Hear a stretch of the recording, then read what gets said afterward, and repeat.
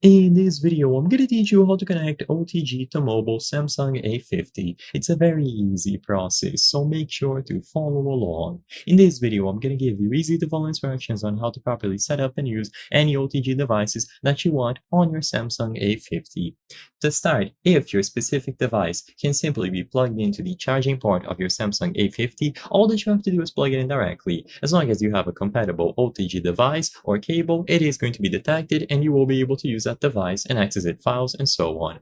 Alternatively, if you want to connect something like a USB flash drive or another device that is not natively compatible, then you will need to purchase the corresponding adapter. Usually, this will be dependent on the charging port that you have on your phone. So if you have a micro USB charging port, purchase a micro USB to USB adapter compatible with your OTG drive. Alternatively, this can also be USB-C to USB if you have a more modern model. So all that you have to do is purchase the corresponding adapter and plug one end of the adapter into the Galaxy A50 charging port.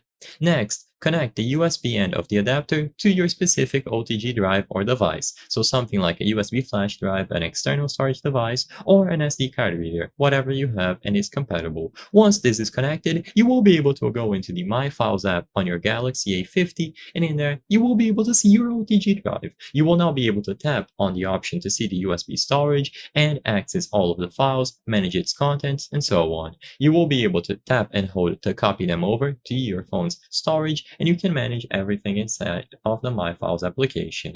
Everything will be listed, you can delete it altogether, you can copy it over, and so on. Keep in mind that the data transfer speed will depend on the adapter that you are using, the OTG drive, and the types of files being transferred.